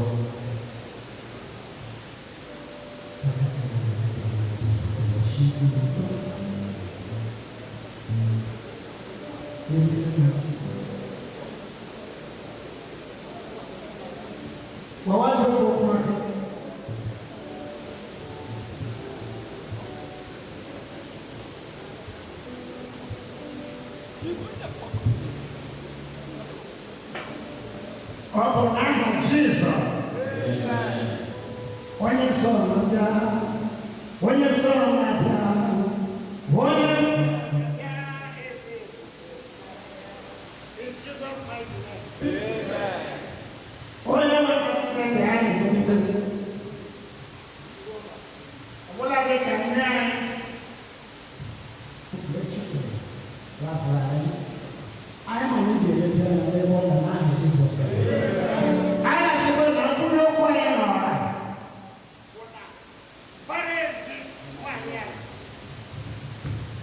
na mbaya dị mma ya asị na ị ga-emegide ya n'aha Jizọs Kraịst. Ọ ga-abụ an expression of heaven's kingdom. When your people will enter, everything good must be found there in Jesus' mighty name. I am about to put my hands to the fire of the tonight. Lord, member of that family. But when we are in 100 years, in Jesus' mighty name. Gozeli Doboha, Gozeli Wan, Gozeli Beha, Gozeli Nwosu, na Hanna, na Zobara, na Nwosu. And let me tell you something, bigger than that. This is what I got to say. Our brother will stay back as I invite the steward to come and hand over.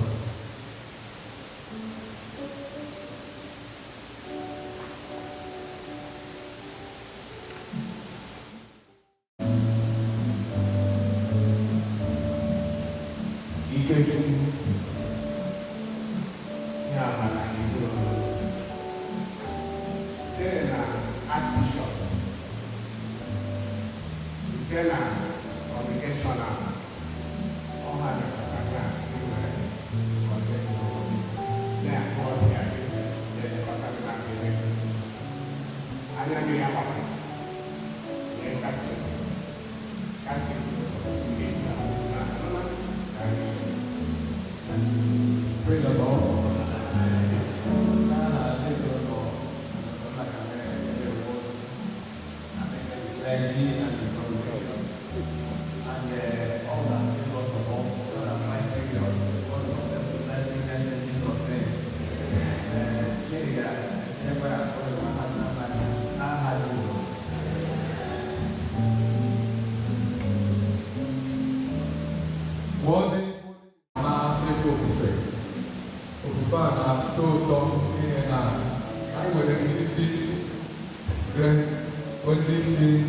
Every part of this state and other states where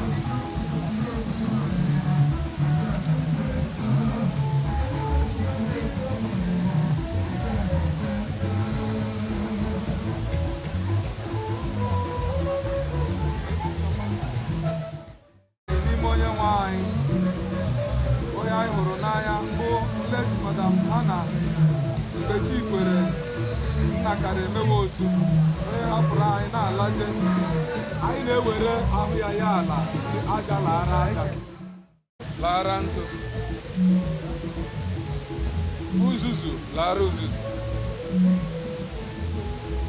ngọzi na-adịrị ndị nwụrụ n'ime onye nwe anyị mmụọ nsọ wee sị m ka ha bụrụ ndị a gọziri agọzi n'ezie ka ha wee si n'ụdị Kraịst ịbụ ọkpara ebighị ebi nke nna mgbe ị merisiri ike ihe mgbu nke ọnwụ ị meghere alaeze nke eluigwe nye ndị okpukpe dum ị na-anọdụ n'aka nri Chineke n'otuto nke nna anyị kwere na ị ga-abịa ịbụrụ anyị onye ikpe ya mere anyị na-ekpere gị ka ihe ndị ọrụ gị aka ndị jiri ọbara gị nke dị oke ọnụ ahịa gbapụta mee ka agụta ha na ndị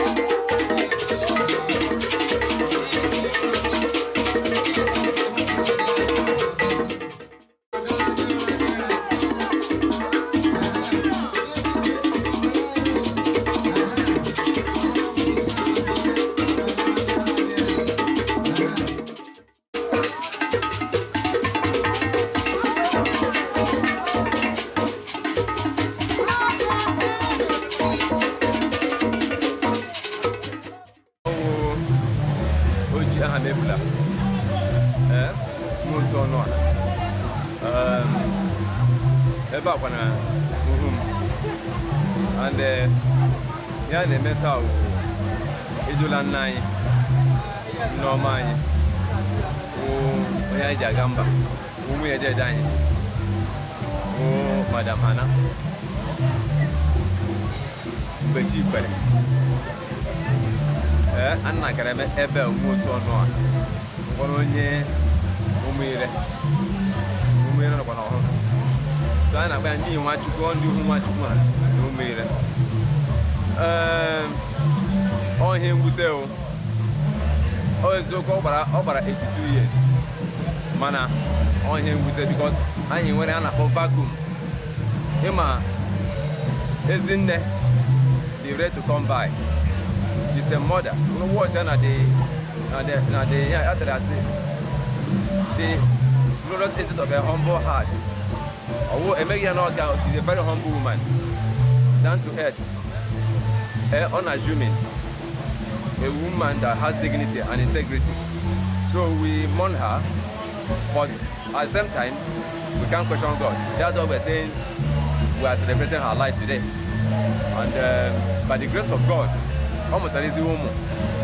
especially Adukwu anyị Adoma anyị wụ Eziagụ Nwobodo ni Nwosu na ụmụnne ndị nke ọzọ ọ mụtakwara ọkpara eji aga mba wụ Aike. In fact, ụmụnne ndị nke ọzọ ma a na-arọ n'ike nọ n'ụlọ awụ m eji aga mba nsị this vacuum Chineke nere ya ọ dị ire ọ ga-emekwa mee ya toro ada nne ha bụkwana my sister Eziagụ to feed that vacuum as a mother now.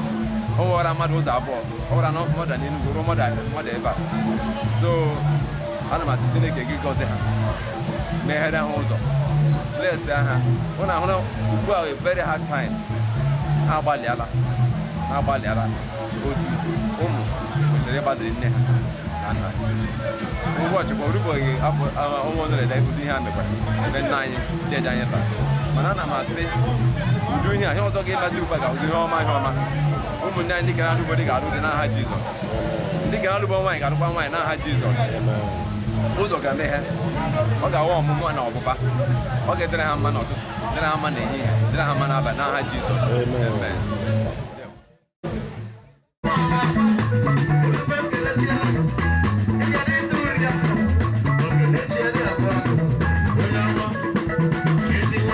Okay.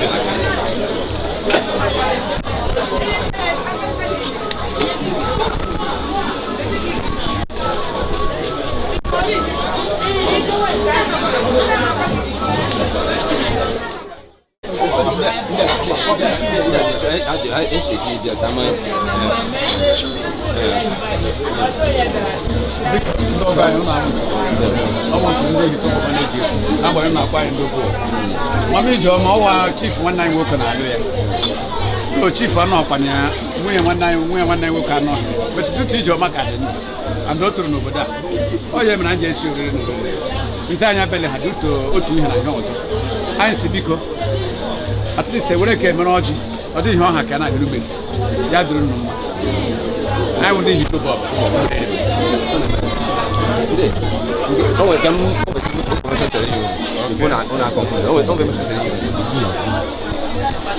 This time I put on your book. Provide the vision of every animal everybody.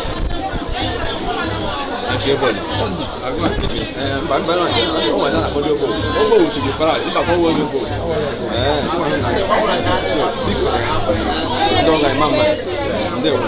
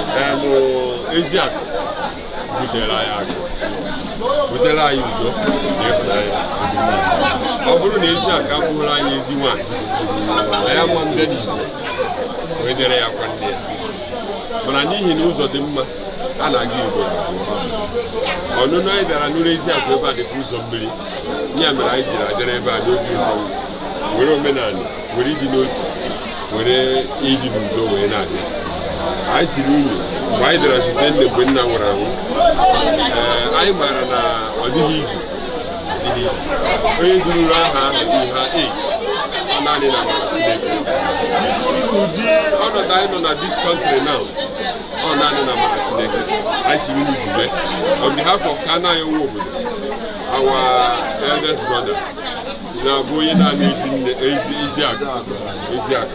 Isiaq, really a good brother, a caring woman, that even as she is overseas, she oversees what is happening within our village.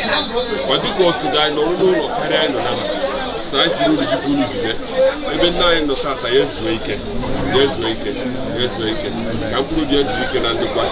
Yes weekend. Go you quiet over here.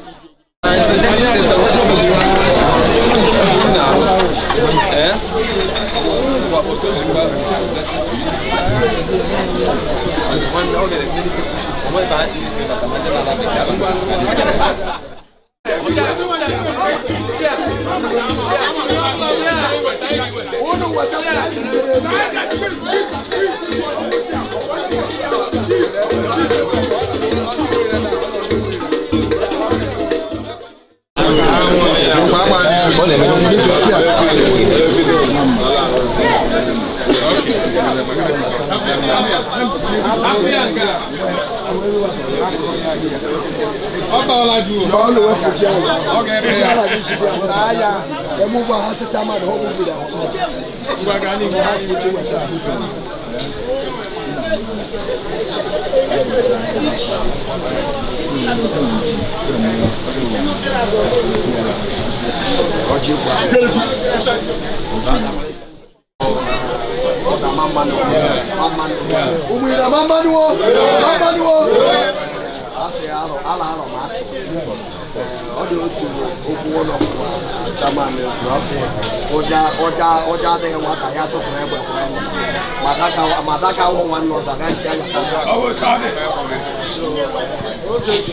all the more time. One night, one and one August. One much one them walk on.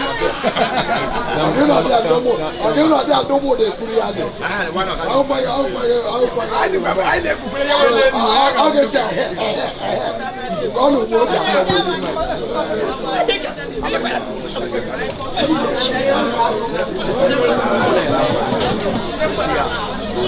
no, I was right here one. Oh, Charlie Shah.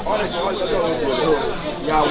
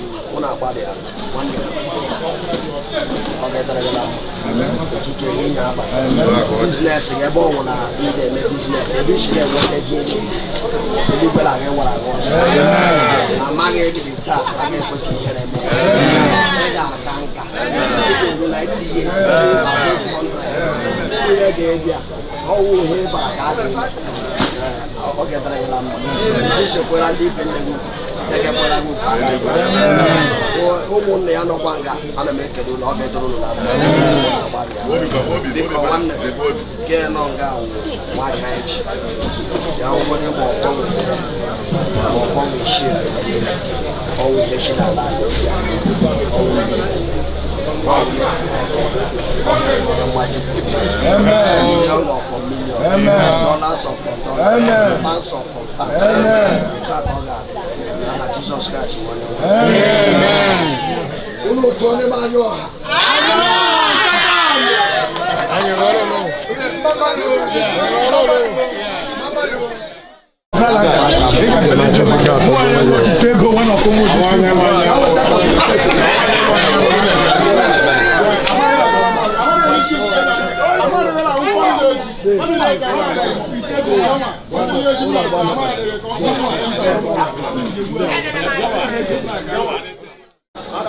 Well, the person that we just buried now is Mrs. Hanna Mgbechikwere Nwosu. She's my mom, a quintessential woman, caring, loving, unforgettable mother. It's sad that we lost her, but it's with mixed feelings, but we thank God for a life well spent and a purposeful life as well. So we thank God that today that everything has come to a conclusion, that the family, because she's like a nexus that connects people. So we thank God that everything went well and successful. Her memory will linger in our minds and our family. She will be fondly remembered. At the same time, we will miss her. So we thank God for how everything went today. Not from last night, it was a success up to today. So we thank God for everything. We thank the crew. You people were working tirelessly to make sure everything, all the coverage, both the sunlight and the rain. You guys have been here. So thank you for your success and efforts. So we thank God that everything went well and successful. Thank you.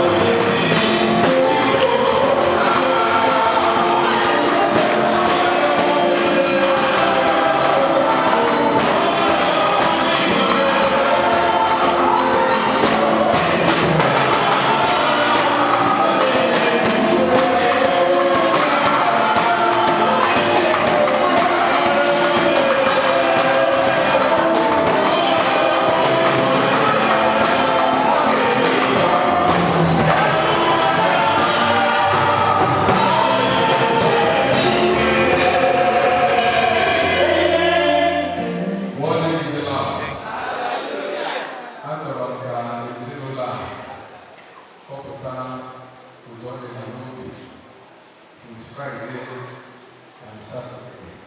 Maybe the Chikotawa near Hanna become away. What is it now? Praise the Lord. Hallelujah.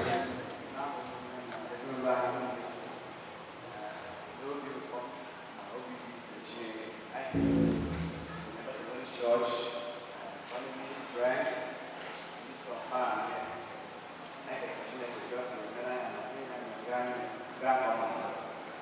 everybody is involved, and I say continue to Amen.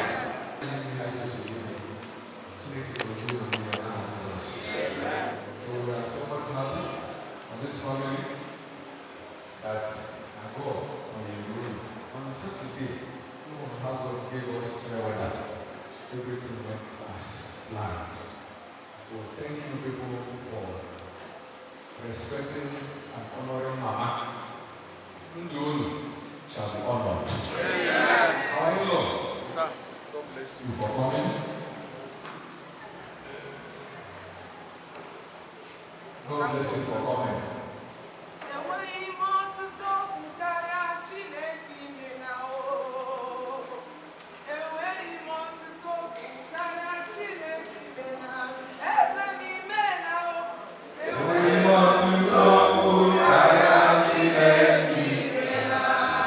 Thank you. Hallelujah.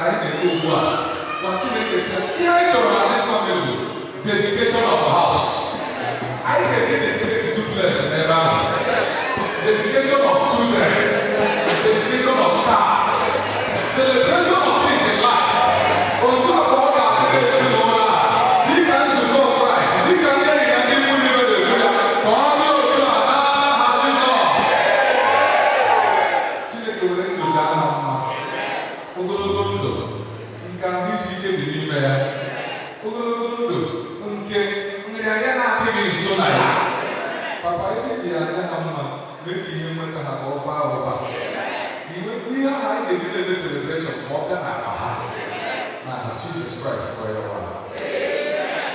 This is where the people now are able to name of Jesus. They don't know how much they can do.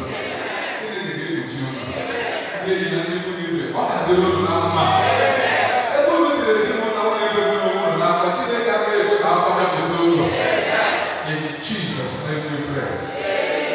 The Lord keep you and cause His countenance to shine upon you. May the grace of God will rest upon every one of you. Jesus Christ is God bless you.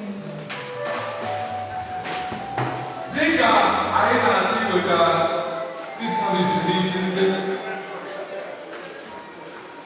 this is